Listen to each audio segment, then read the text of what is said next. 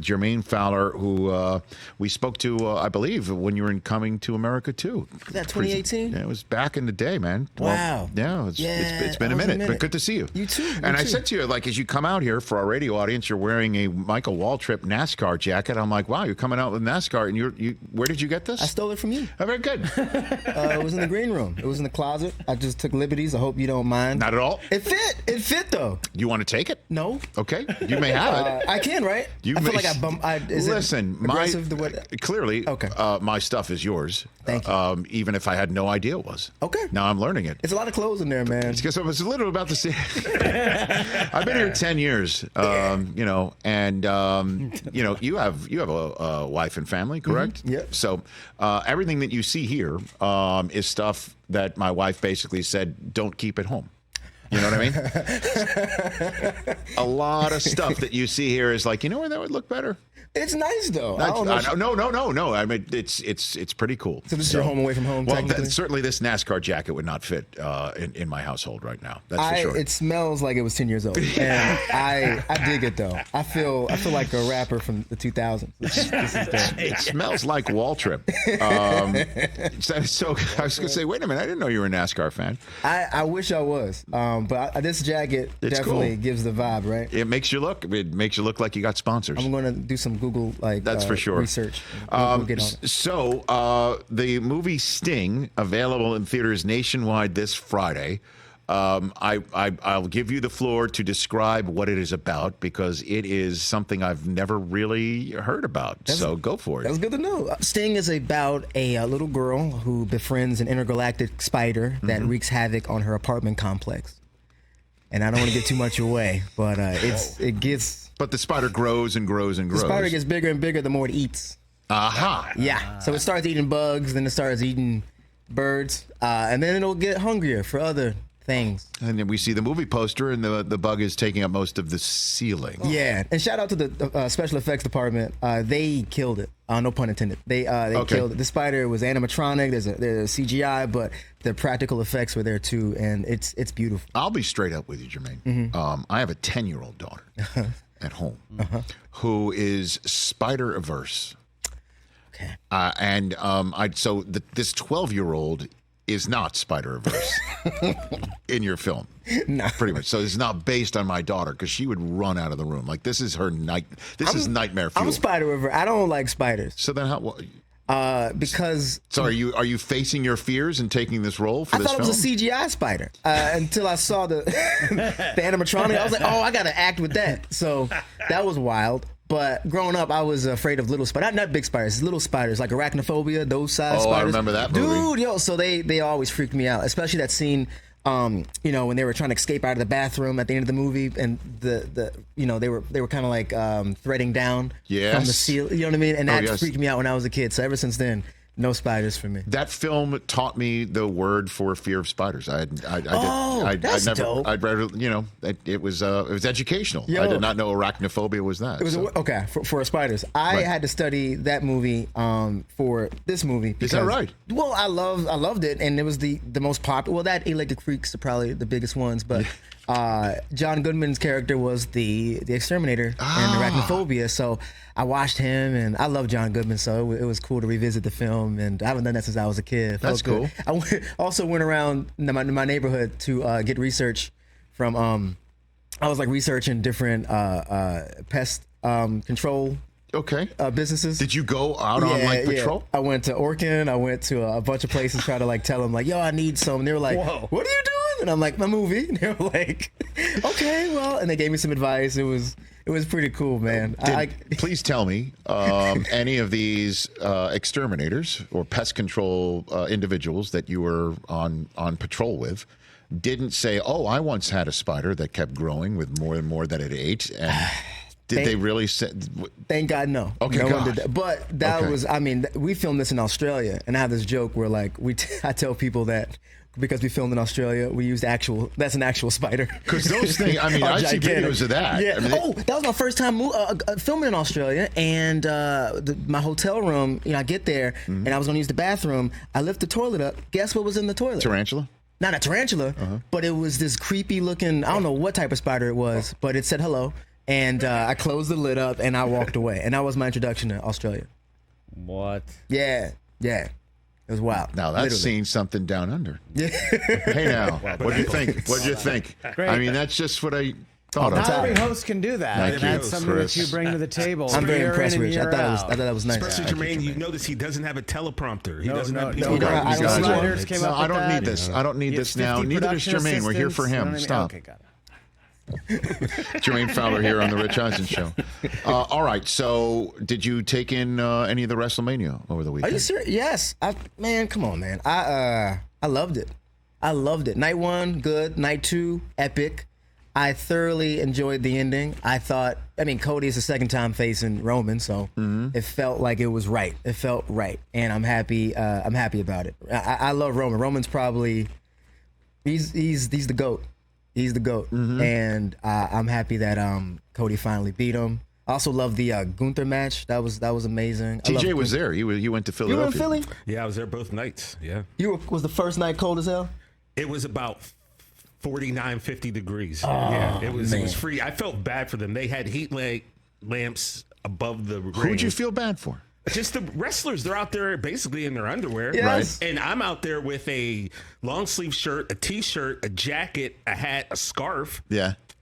some socks, and they're out there My in the gosh, draws. you were know what I mean? you were all bundled up, huh? Oh yeah. Did you see the seat that he's got next to him right there too? I do. He brought it back. Oh. He checked that as a checked baggage. Yeah, this was a whole thing in the airport, but the ladies there in Philly, they were very nice. They made sure that Philly was nice to you? well, the ladies at the airport were nice. Oh, okay. They made sure. I was like, when we had this thing all wrapped up, and I was like, let me look at it because I think this is the last time I'll see it. And the lady was like, no, baby, you gonna get your chair back. So You are so lucky, yeah, dude. I did. Yeah. Man, He that's also awesome. he also told nobody he was a Cowboy fan, so he got he kept that Walking under through wraps. The bowels of Eagle Like the chair. Stadium around all that, and just like Yeah, how are you? I I didn't ask you about that. About how Yeah, you- I put my head down and I walked. I'll tell you what I told him yesterday. Is again, I'm not that diehard or where I'm into every aspect of wrestling, but I see enough to pick up on things. I have a problem with The Rock being a heel. Again, do? I do.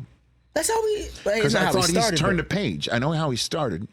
Then he turned into Hollywood Rock. yeah. I Or mean, no, then it he was turned into Nation the of Rock. Domination Rock. Yeah. Yeah, right. I mean, again, I've got a 10-year-old daughter at home, as I told you. Rock. We've seen Moana multiple times. I hear you. I get it. You know, Like, the that's Rock. The Rock. I get it. That's You know your what I mean? Rock. That's I get my it. Rock. But he has more fun being a bad guy. You can tell. And by He the way, loves it's the it. fans' fault, Jermaine. Like they could have cheered him. When They- the Cody Crybabies came out. That's true. So That's true. He had to pivot, much like you pivot, Rich, here on the show without writers or teleprompters. I'm not a- I don't And play a Rock heel, pivoted, though. and he turned into the heel.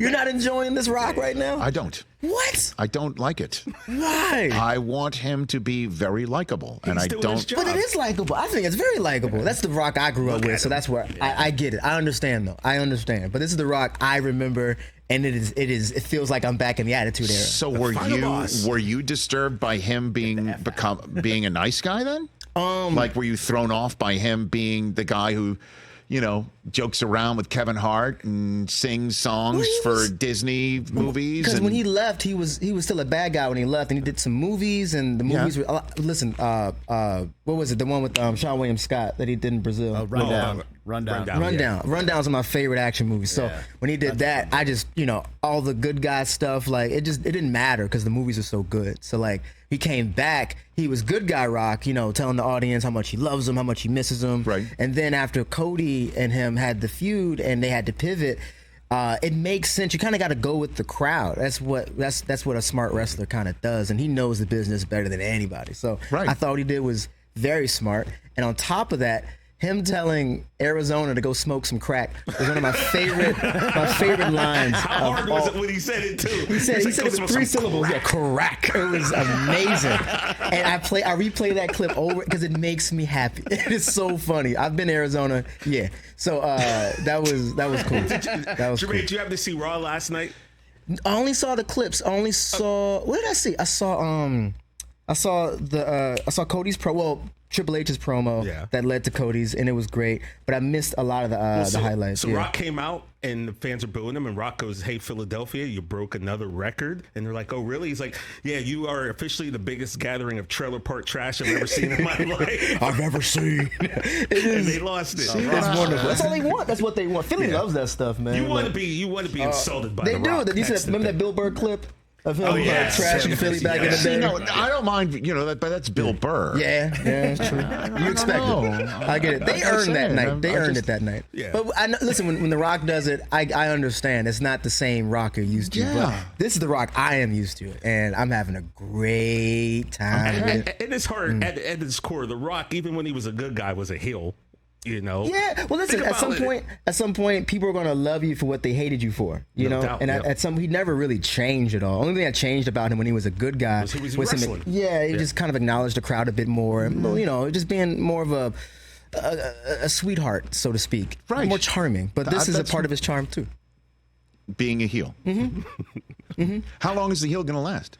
For him, Hopefully for a while. well, as long as Cody's a good guy. If him and Cody are feuding, I think he'll be a heel for as long as that feud goes. Or until maybe SummerSlam in Roman. August? Yeah, we'll take that to SummerSlam. SummerSlam in August. Who knows? I think he'll coming. pivot either when someone turns on him, kind of like maybe Roman or someone a part of his stable. So I don't know, but this bad guy thing, it don't really last too long until someone helps you turn. For him it was the audience. But maybe it's me. Can I help him? Yo, Rich and The Rock. Yeah. Jermaine, I'm trying you to in tell a Rich he needs a Versace vest and some shades, man. Like, Let's get you some Versace, dude. That sounds good. Hey, look, I'm taking this jacket. I'm getting you a Versace vest. That's a deal. Fair trade. That's a deal. Has Dwayne been here on the show? He is not. What? He He is probably not. couldn't fit in his chair anyway. Hey, That's Jermaine, probably true. Since we're on this, you did Ricky Snicki. What was it like with John Cena? Are you serious? So again, another thing I got to check off my bucket list was doing something with John. I love John Cena. Zac Efron, wonderful. Andrew Santino, hilarious. And William H. Macy. Come on, everyone was great. That movie was so funny, by the way. Thank you, bro. Congrats. It was so good. Thank you very much, man. We had a great time making that joint, Yeah. man. And again, shot that in Australia right after this movie, Sting. Okay. Yeah, out in Melbourne. And By the John way, you Cena, said that like you're an Aussie. Melbourne? Yeah. They'll correct you. I don't know. I'm from New York. I would call it Melbourne, right? They'll correct you with a buck knife in their hand. It's Melbourne. And I'm like, all right. Well, then I wouldn't get it wrong again. But John was great. And I helped him with his promo. He did for the Go Home show last year with Austin Theory. Oh, you helped him with that? Yeah, that was fun, man. That was How'd you cool. help him with that? So we were just yapping about the scene when I'm in their workplace when he hired me to be his attaché. We talked about what he was going to do with Austin Theory, and he was trying to come up with some ideas, and we just workshopped some stuff, and I wrote some notes down and kind of some talking points in my notes section of my phone. I sent it to him, and we went. So what line did he use that you were most proud of that wound up in the promo? He used most of it, but the line I'm most proud of was probably him calling Austin Theory just a theory of a wrestler. And that blew my mind. And it was so much. I've always wanted to help with a program like that, with some sort of promo. Wow, and cool. It was cool, man. You're a factor. Yeah. as we like to say in the sports world, you're a factor. That's dope. Do you got a good Eddie Murphy story?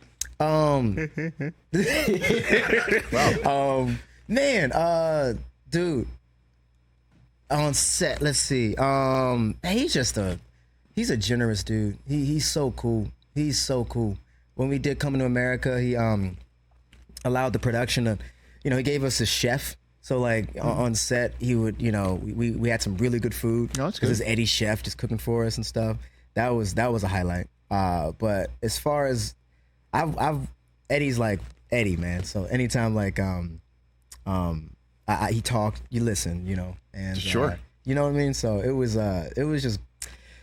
really, man. I was pinching myself every day, wow, I'm working with my idol. Why not? Yeah.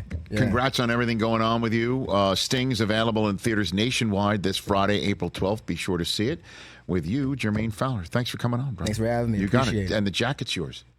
Honestly, I didn't know it was mine, so clearly I wouldn't miss it. That's how gifts work. That's how. Thank you, Rich. Jermaine Fowler with a 5-finger discount, leaving the Rich Eisen Show. Catch the Rich Eisen Show every single day on the Roku channel, 12 to 3 Eastern, for free.